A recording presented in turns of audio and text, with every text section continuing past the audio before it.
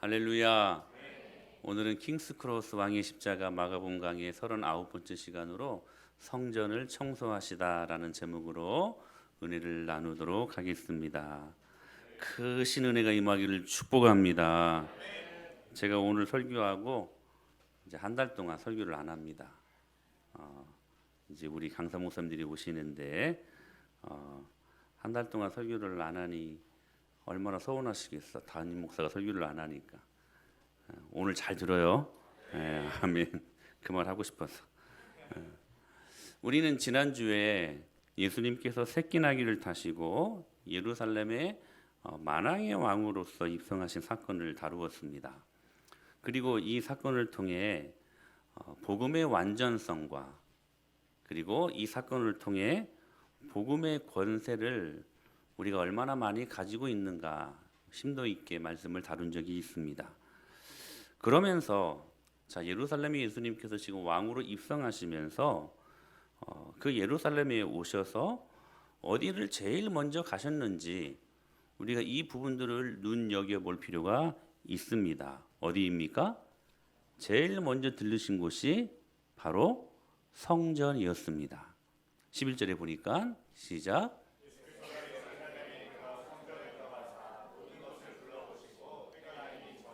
열두 제자를 데리시고 베다니에 나가시니라. 예루살렘에 입성하시자마자 예수님은 다른 곳이 아니고 성전에 들어가십니다.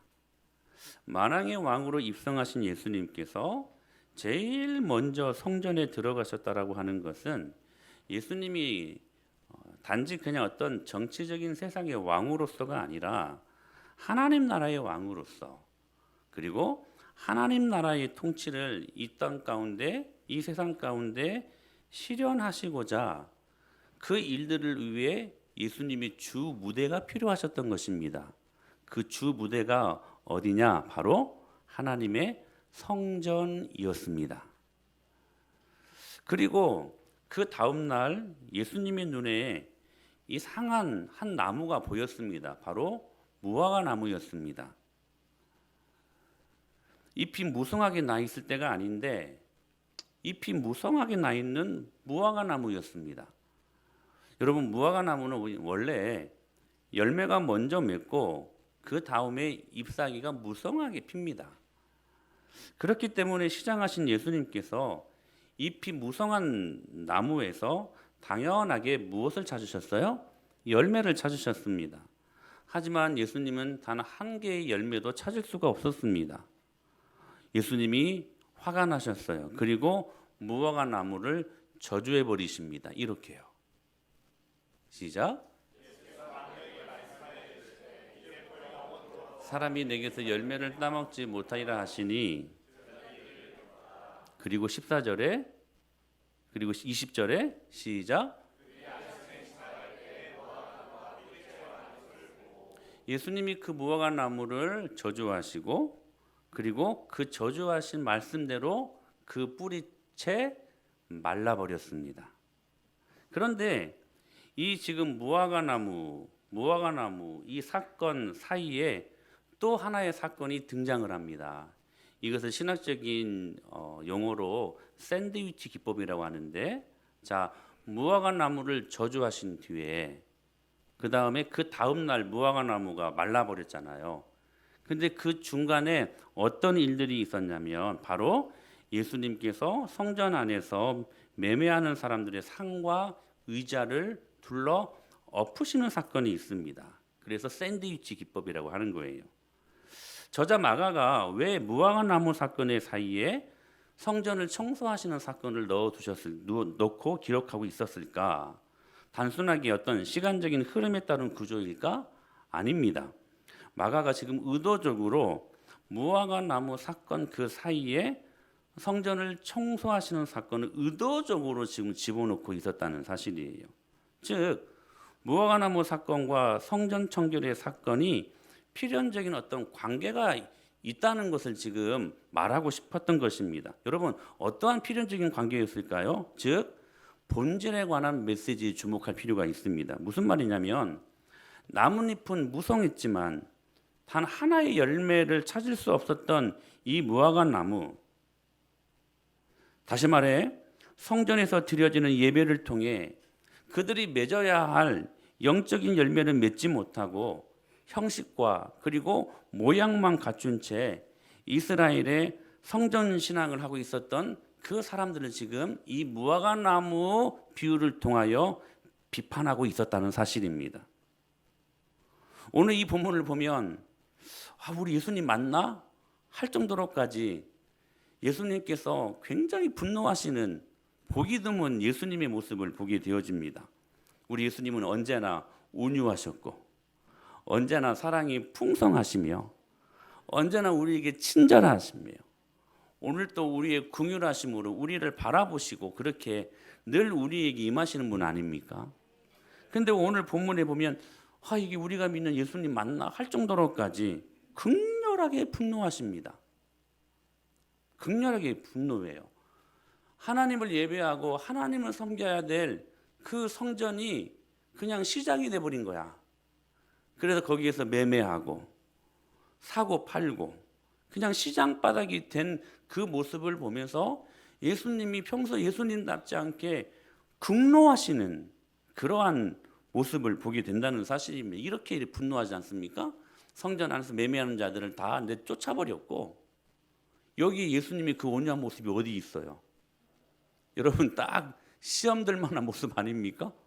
근데 우리 예수님의 모습이세요. 돈 바꾸는 자들의 상과 비둘기 파는 그 사람들의 의자를요 둘러 엎어버렸어요. 이 엎는다는 표현 아시죠? 막 엎어버렸어요. 진짜 예수님이 그렇게 하셨어요. 그리고 요한복음의 표현에 보면 예수님이 노끈으로 채찍까지 만드십니다. 채찍으로 막 그 상들을 막 때리면서 그 상인들을 성전에서 내쫓아버려요. 여러분 평상시 우리가 아는 예수님의 모습입니까? 시험들 만한 모습 아닙니까 여러분? 왜 이렇게까지 극렬하게 평소 예수님답지 않게 성전에서 매매하는 그 사람들을 심하게 다루셨을까? 과연 예수님에게 있어서 성전은 어떤 의미였기에?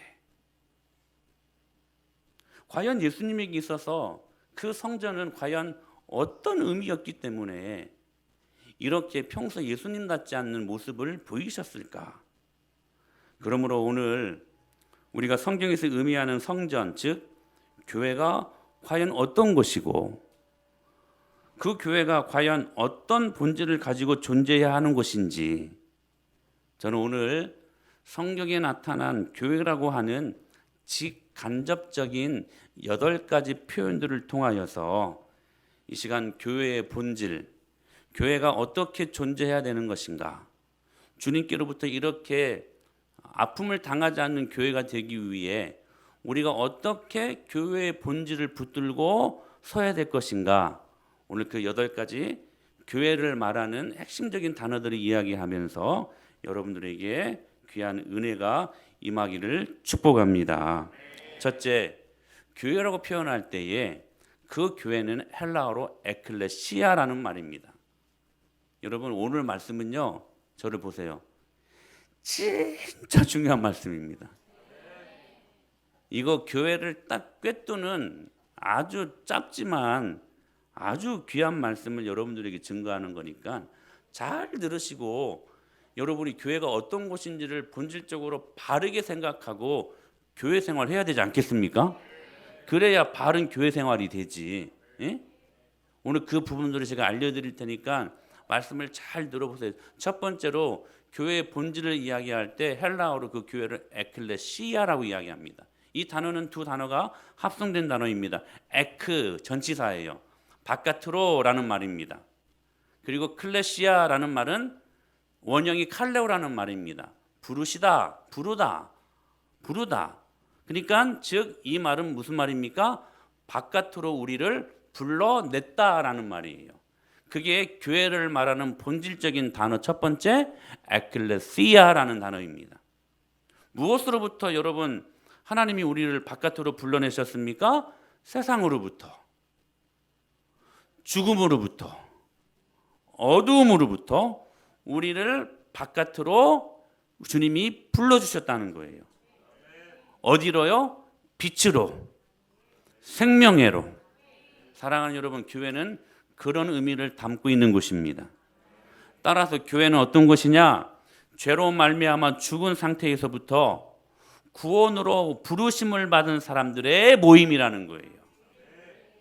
그러므로 여러분, 교회가 교회로서 존재하기 위해서는 그 첫 단추를 잘 꿰야 되는데 뭐냐? 그게 부르심을 받는 것, 즉 구원의 문제라는 거예요.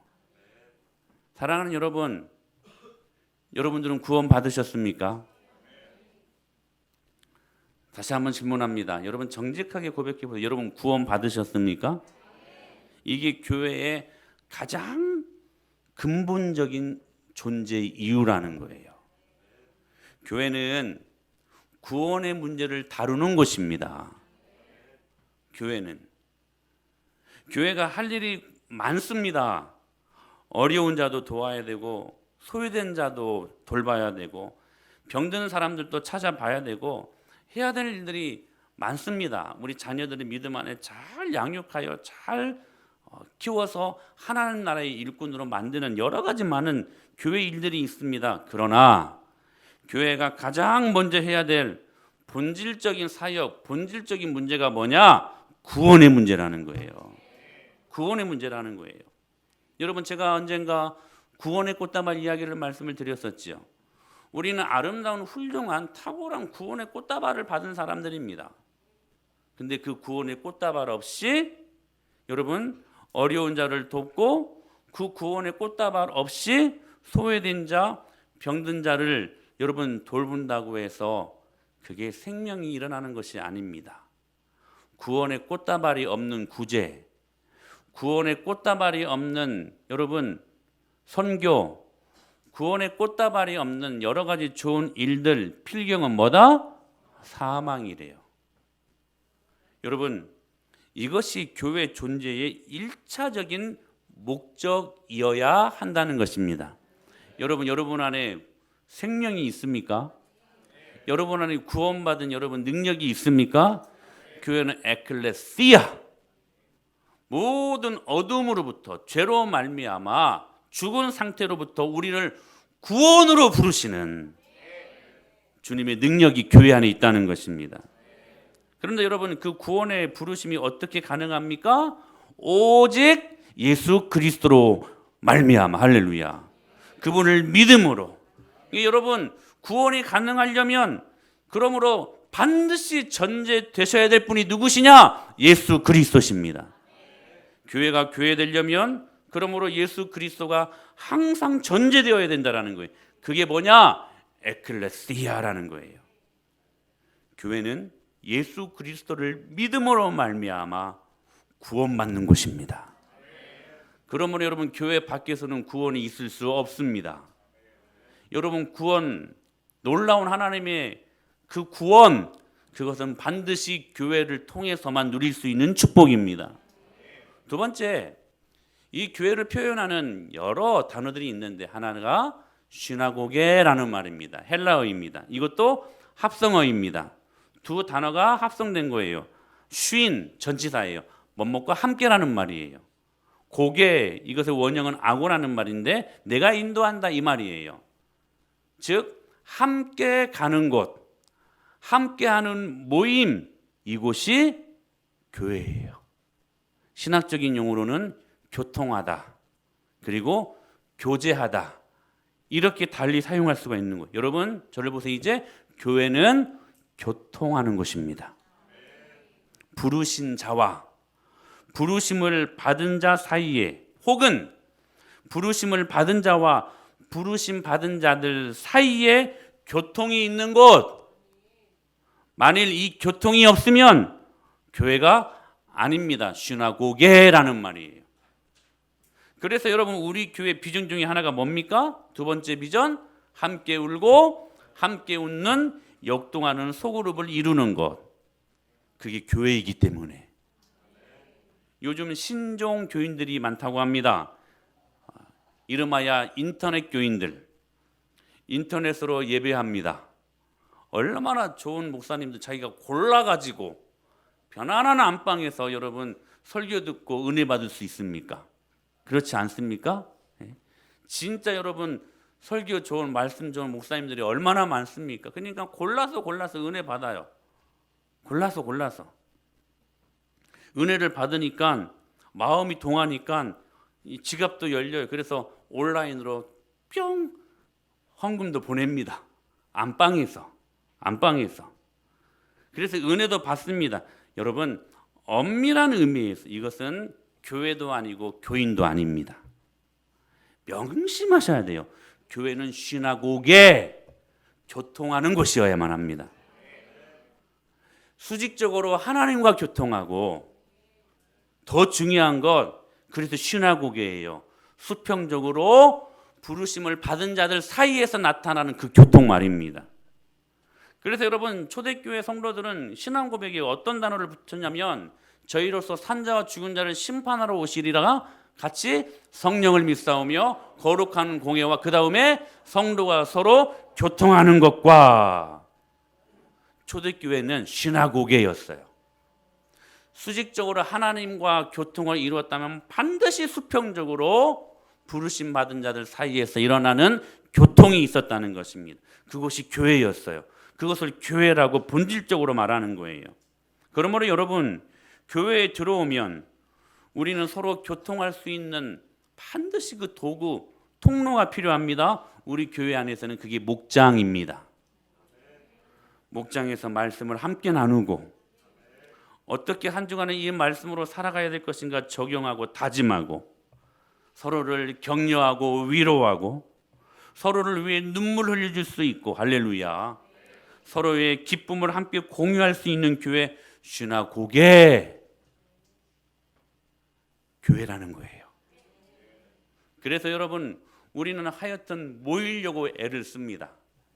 그래서 여러분, 주님이 그렇게 말씀하시잖아요. 말세가 이를 때일수록 사람들이 모이기를 힘들어한다.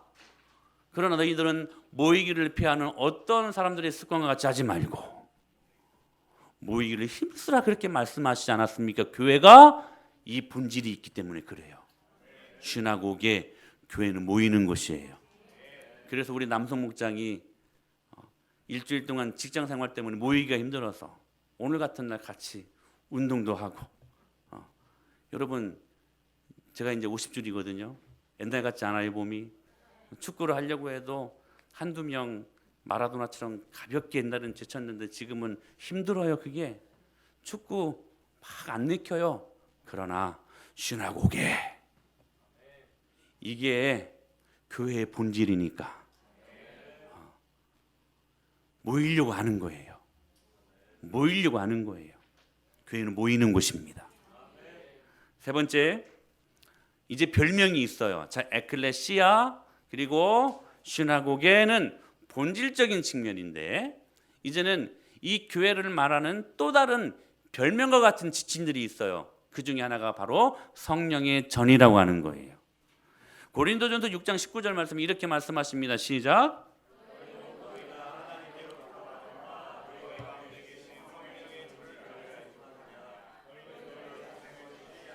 교회를 뭐라고 말씀하시냐면 성령의 전이래요.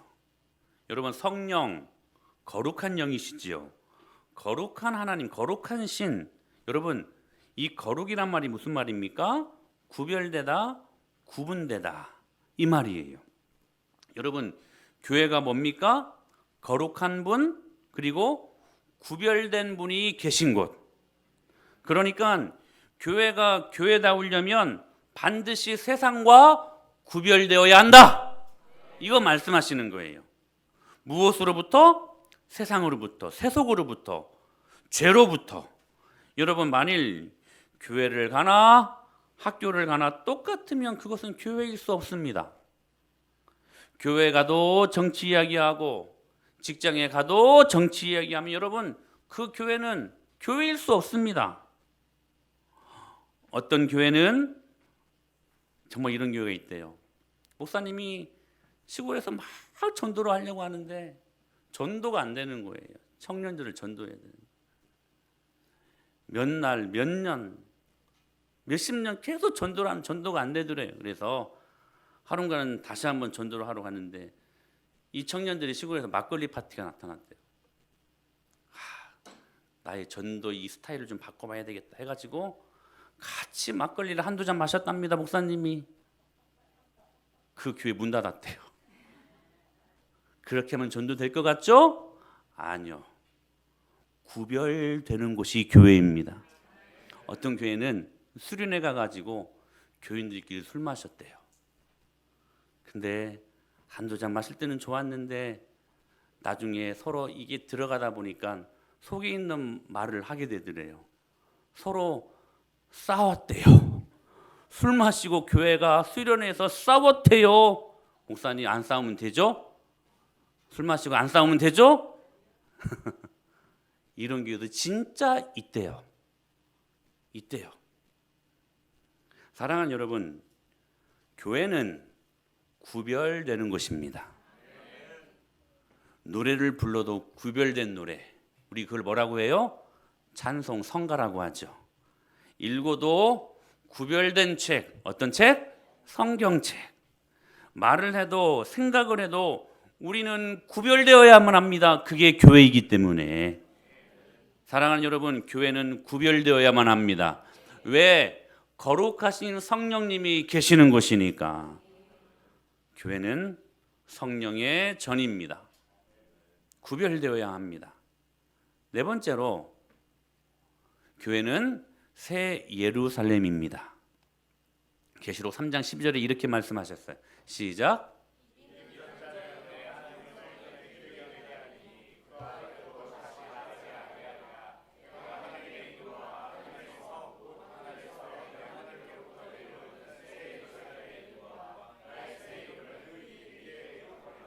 교회를 다른 표현으로 뭐라고 말씀하시냐면 새 예루살렘이래요. 한마디로 센터입니다. 마음의 생활의 CENTER 센터. 여러분, 이스라엘 백성들은 그들이 어느 곳에 있든지 그 마음의 중심에 뭐가 있었어요? 예루살렘이 있었습니다. 왜요? 그 예루살렘에 성전이 있었기 때문에. 어려움이 있어도 그 예루살렘을 향하여 문을 열어놓고 기도합니다. 여러분, 예루살렘 쪽이 아니면 하나님이 기도 안 받으시나요? 받으십니다. 근데 예루살렘 쪽으로 기도했어요. 문 닫아놓고 여러분 기도하면 하나님이 안 들어주십니까? 근데 문을 열어놨어요. 그럼에도 불구하고 위험을 감수하면서까지 누가요? 다니엘이 예루살렘 쪽을 향하여서 기도했잖아요. 이유가 뭡니까? 센터예요, 센터. 교회는 여러분 센터가 되어야만 합니다. 삶의 양식이 복잡하고 다양한 시대를 우리가 살고 있지만 늘 성도들의 마음 중심에 뭐가 자리 잡고 있어야 된다고요? 교회가. 할렐루야. 그러기 위해서 때로는 여러분 공간적인 의미에서의 센터가 될 필요도 있습니다. 무엇이요? 교회가. 학교 가면서 그리고 집에 올 때, 출근할 때, 시장에 갈 때에 쉽게 들릴 수 있는 곳이 센터, 교회가 되어야 한다는 것입니다. 그래서 제가 여러분들에게 아주 무거운 요청을 합니다. 교회에 가까운 데로 이사 오시라고. 교회는 센터가 되어야만 합니다.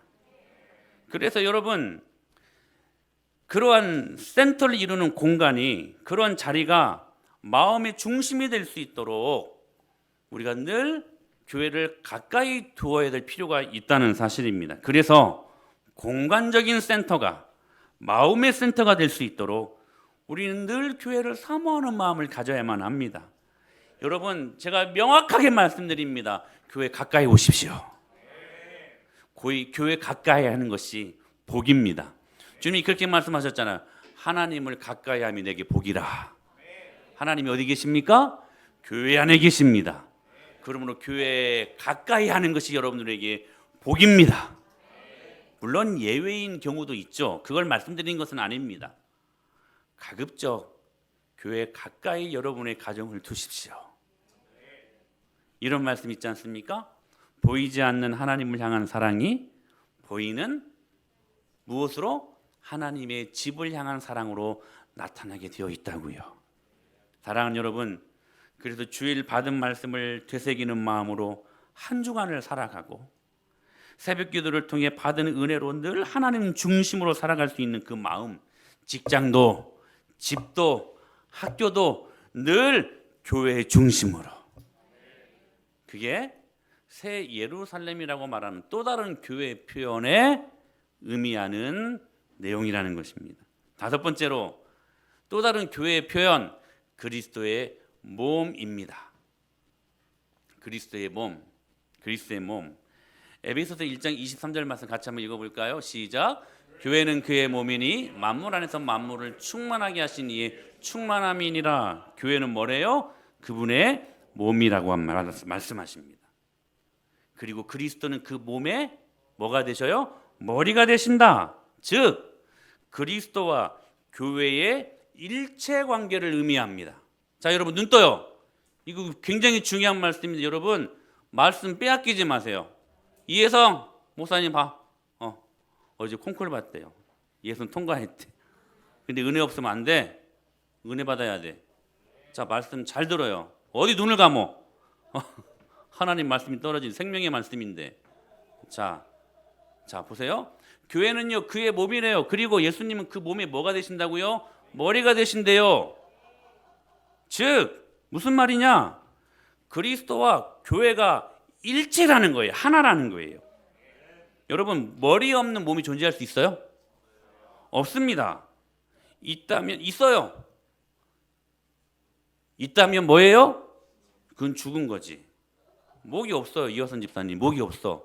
목이 여기 있고 몸이 여기 있어. 그건 뭐예요? 있을 수는 있지. 목이 없는 몸이. 근데 그건 어떤 상태예요? 죽은 상태예요. 그런 교회가 있어요? 있을 수 있어요. 죽은 교회. 죽은 교회. 그리스도와 교회는 별개일 수 없어요. 할렐루야. 여러분 질문합니다. 건강하십니까? 여러분 예수님 머리 대신 예수님과 여러분 하나이십니까? 정말 그래요? 여러분 그러므로 예수님의 머리 되심에 대한 그분과 몸을 하나로 이룬 하나님의 교회는 반드시 그리스도가 바라보는 곳에 교회의 방향이 있어야 합니다. 그리스도가 가는 곳에 반드시 교회의 추진력이 있어야만 합니다. 이게 따로 가면 그게 죽은 교회예요. 그게 죽은 교회예요. 여러분 보세요. 눈은 서쪽을 향하고 있는데 내 몸은 계속해서 동쪽을 가고 있어요. 여러분 이게 정상입니까? 아니요. 죽은 교회, 죽은 교회. 늘 교회는 무엇을 목표 삼을 때 여러분 그리스도를 바라봐야 합니까? 바로 교회는 예수 그리스도를 바라볼 때 교회는 그리스도의 몸입니다. 그리고 예수님은 그 몸된 교회의 머리이십니다. 머리이신 예수님의 말씀에 자신의 생각을 접고 순종할 수 있는 교회. 여러분 교회됨이란 무엇입니까? 다 같이 시작. 부활하여 살아계신 예수님과 하나 되는 것. 언제 하나 됩니까? 언제 예수님의 머리와 그분의 몸인 우리가 하나 됩니까? 순종할 때예요. 그때 역동적인 역사가 일어납니다. 여러분 제가 드리는 말씀을 반드시 믿음으로 받게 되기를 축복합니다. 우리는 부활하여 살아계신 예수님과 하나 되면 주님이 여러분의 가정을 치료하십니다. 여러분의 모든 인생의 문제, 공고한 인생의 문제를 주님이 치료하십니다. 근데 왜 이게 안 되느냐? 혹시 여러분 죽어있기 때문 아니에요? 머리 드신 예수님과 별개로 살기 때문에 생명력이 우리 안에 전달되는 것이 없어요. 그래서 교회는 나오지만 기쁨도 없고, 그래서 여러분 교회에 나오지만 순종이 뭔지도 모르고, 교회에 나오지만 참된 생명이 무엇인지도 죽을 때까지 경험하지 못하는 종교 활동하는 사람들, 오늘 여러분 이 예배를 통하여 끊어버리시기를 축복합니다. 할렐루야. 그리스도의 몸과 하나 되어야 돼요. 그분의 머리 되십니다. 근데 그것이 무엇으로 이루어진다? 순종으로 이루어진다. 여러분 가정은 순종하는 가정입니까? 교회를 다니면서도 불순종이 문화가 되고 있는 가정입니까? 교회의 비전이 여러분의 가정의 비전이 되는 가정들입니까? 여러분 각 개개인의 인생들의 여러분 심지어는 사업과 직장 생활의 모든 비전의 중심이 예수 그리스도 교회여야만 합니다. 그리스도의 몸, 교회의 또 다른 표현. 여섯 번째로 교회는 그리스도의 신부입니다. 계시록 21장 2절 말씀 같이 시작.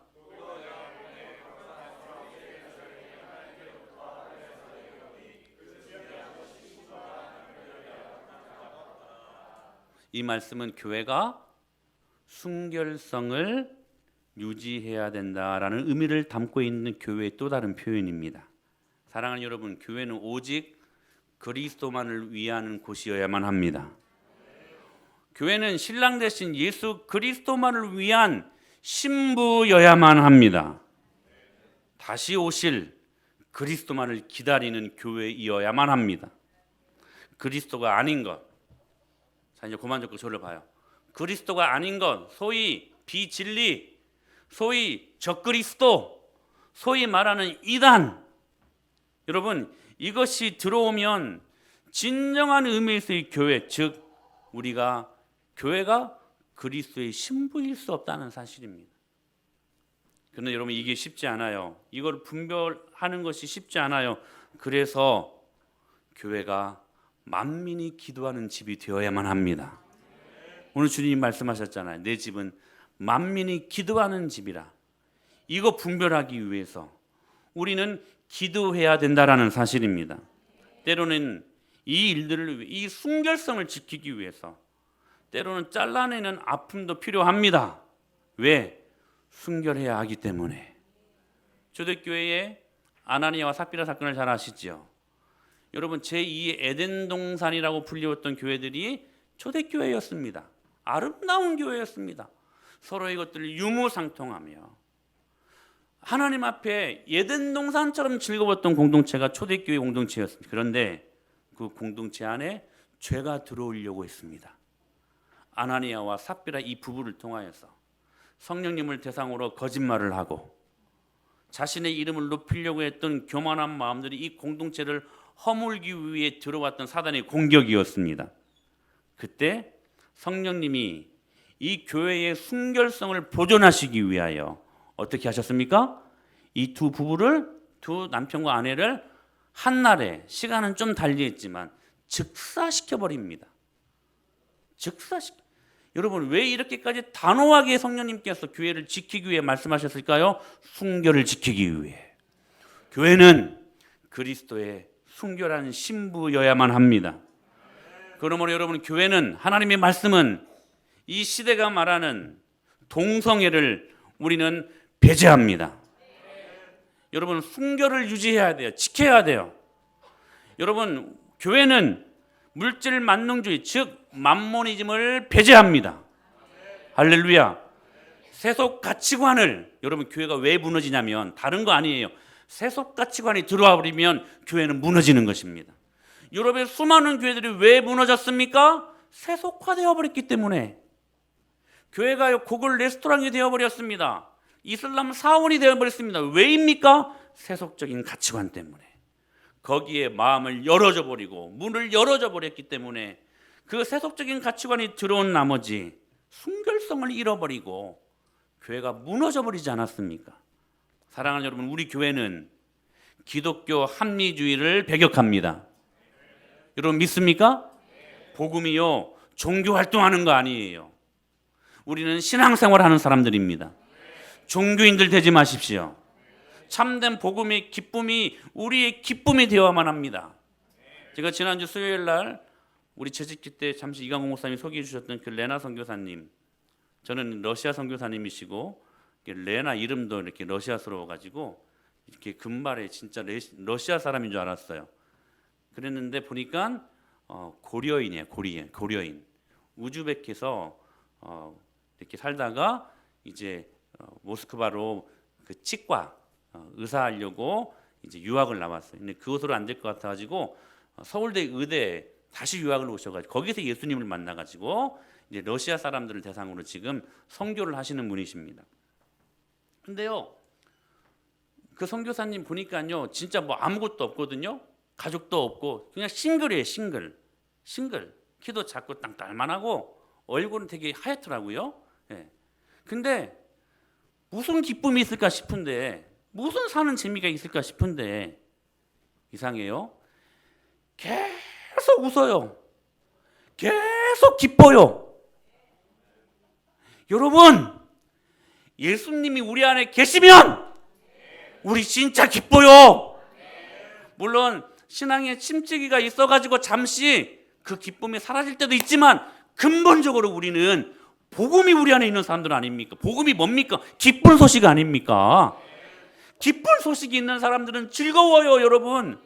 제가 놀랐어요. 계속 웃어요.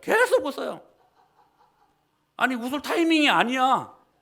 근데 아니, 정이 넣고 말하는 게 아니라 물을 주는데도 물을 받으면서도 웃어. 내 속으로 좀 실없나? 뭐야 할 정도로까지. 근데 거기에서 우리 같이 계셨던 목사님들이 똑같이 경험한 거예요. 아, 저 안에 예수님이 충만하시구나. 예수님 충만하면 기뻐요. 사랑하는 여러분, 우리 안에 진정한 복음의 능력, 기쁨, 종교 활동하지 말고, 종교 활동하는 사람들은 기쁨이 없어요. 여러분, 교회는 나와요. 오늘도 예배해요. 근데 기쁨이 없어요. 우리 옛날에 이런 찬양 많이 했네요. 주 예수 사랑 기쁨 내 마음속에. 어디? 내 마음속에. 어디? 내 마음속에. 주 예수 사랑 기쁨 내 마음속에. 어디? 내 마음속에 있네. 나는 기뻐이. 그 찬양 참 많이 했어요. 여러분, 왜 기쁩니까? 예수님이 계시니까. 종교 활동하지 마십시오. 신앙생활 하세요. 교회는 그리스도의 신부가 되어야만 해요. 복음이 정말로 내 안에 신랑 되신 예수님을 사모하는 신부로 나타나게 된다면 우리 안에 신앙의 온도기인 기쁨이 넘치게 된다는 사실입니다. 7번째로 교회를 이렇게 표현합니다. 진리의 기둥과 터다. 디모데전서 3장 15절에 이렇게 말씀하십니다. 같이요, 시작.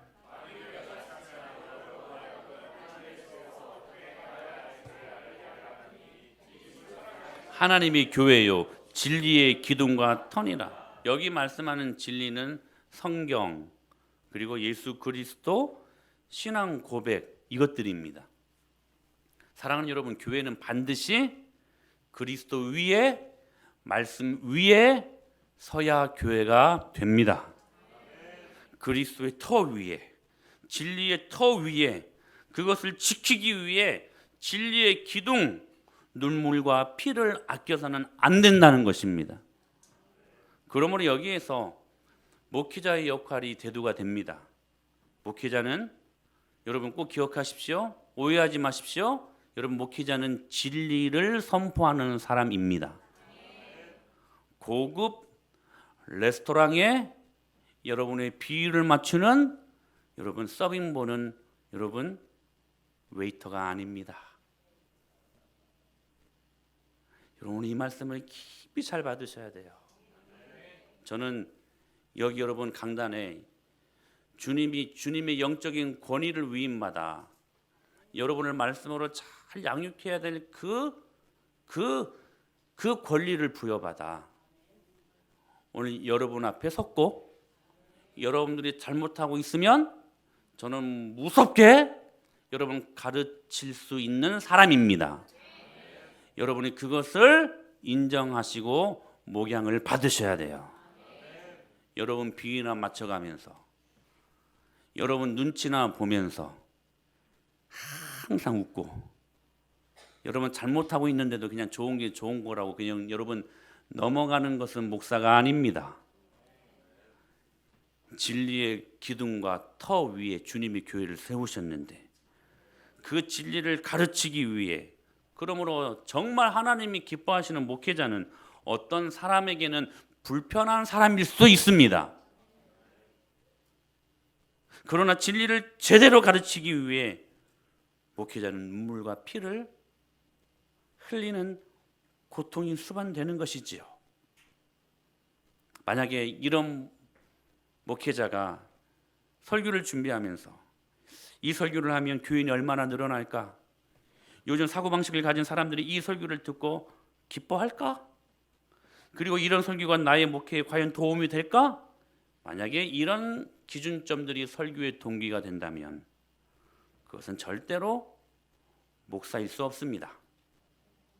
교회는 그러므로 바른 진리의 기둥과 터 위에 세워지기 위하여 바른 말씀을 선포하기 위해 존재하는 목회자가 그 일에 헌신하도록 전심으로 도와야 합니다. 그가 하나님의 진리를 찾는 일에 열심을 내도록 무엇보다도 여러분들은 기도하셔야만 합니다. 여러분, 만약에 여러분들이 지난 한 주간 동안 적어도 저를 위해 한두 번 정도 기도하고 오셨다면 오늘 여러분의 귓전에 하나님의 말씀이 능력으로 경험될 것입니다. 근데 우리 대부분은 목사를 위해 기도하지 않습니다. 내 영혼의 꼴을 먹여주는 목사를 위해 기도하지 않아요. 그러니 주일날 은혜 받는 것은 성령으로 도박 행위하는 것이지. 그 무엇에도 방해받지 않도록 그 진리를 발견하고 탐구하는 일에 몰두하도록 여러분들은 배려하셔야만 할 것입니다. 무엇보다도 설교자의 마음이 다른 산란한 것들에 마음 빼앗기지 아니하도록 흔들리거나 방해받지 않게 해야만 합니다. 오로지 그 진리의 말씀을 탐구하고 그 진리를 발견하고 그 진리를 자신의 삶에 적용하고 또 그 진리를 깨닫게 되는 일에 헌신할 수 있도록 여러분들은 목회자의 마음을 편하게 해줘야만 합니다. 쓸데없는 일에 목회자의 마음을 근심하게 하고 전혀 가치 없는 일에 목회자의 마음을 흔들어 놓아 번뇌케 한다면 그것은 마치 자기가 먹을 우물물에 쓰레기를 붓는 일이 되는 것입니다. 사랑하는 여러분, 교회는 진리의 기둥과 터 위에 세워지는 곳입니다. 마지막 8번째로 교회는 금촛대입니다. 우리 요한계시록 1장 20절 말씀 읽어볼까요? 시작.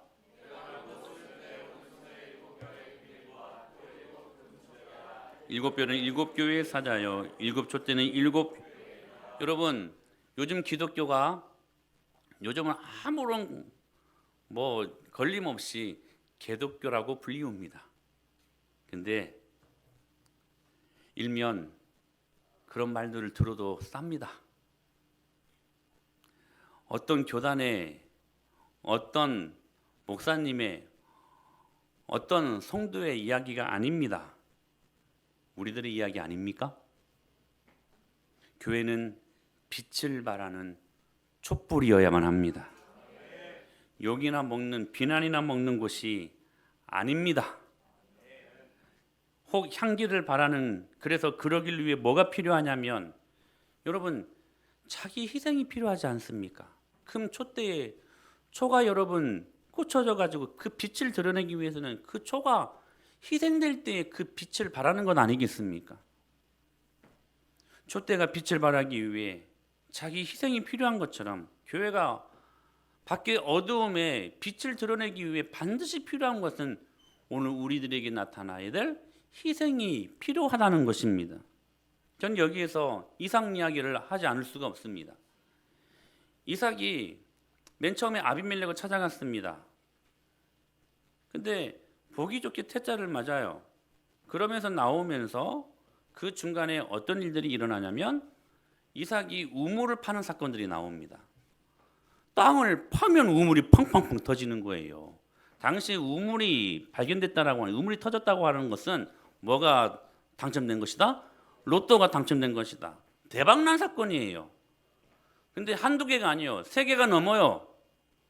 팠는데 아비멜렉이 와가지고 자기네 땅에서 판 거라고, 자기네 거라고 가져가 버립니다. 계속 빼앗겼어요. 그런 상황 속에서 그것 때문에 이삭이 싸우지 않았어요. 그냥 양보하고 그냥 자기 희생합니다. 근데 마지막에 에색, 신나, 르호봇 3개를 빼앗기고 나니까 마지막에 주님께서 부엘 세바를 주셨어요. 부엘이 무슨 말이냐면 우물이라는 말이에요. 세바가 무슨 말이냐면 7이라는 말이에요. 3개 포기하고 나니까 하나님 몇 개를 주셨어요? 우물을 7개를 주셨어요. 그때 그 소문을 아비멜렉이 들어요. 그러면서 이렇게 이삭을 찾아와 전세가 역전됐죠. 처음에는 이삭이 아비멜렉을 찾아갔는데 이제는 아비멜렉이 이삭을 찾아와서 이렇게 고백합니다. 시작. 우리의 사이 곧 우리와 너 사이에 맹세하여 너와 계약을 맺으리라 말하였노라. 여러분 분명히 보았대요. 불신자 아비멜렉이 봤대요. 누구를? 하나님이 이삭과 함께 한다는 것을. 이게 지금 불신자의 입에서 나오는 말이었어요. 내가 봤다. 분명히 봤다. 너를 통하여 일하시는 그 하나님, 그 하나님이 너와 함께 하시는 거 내가 분명히 봤다.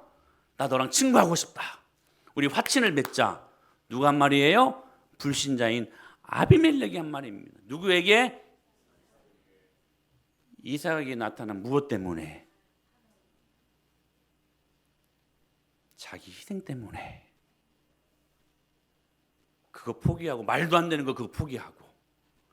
여러분 로또 복권 100억이 당첨 맞았습니다. 그거 포기할 사람이 누가 있어요? 그 멍청인 것이지. 그 누가 포기해? 근데 포기했어요.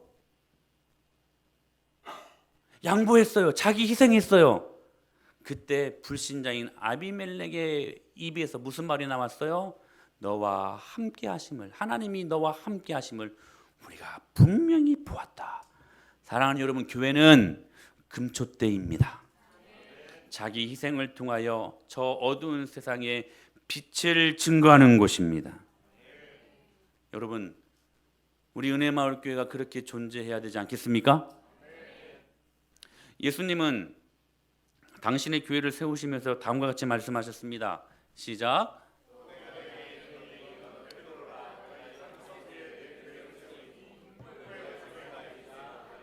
내가 천국 열쇠를 내게 주리니 내가 땅에서 무엇인지 매면 하늘에서도 매일 것이요 내가 땅에서 무엇인지 풀면 하늘에서도 풀리리라 하시고. 여러분, 교회가 언제 음부의 권세가 건들 수 없는 교회가 됩니까?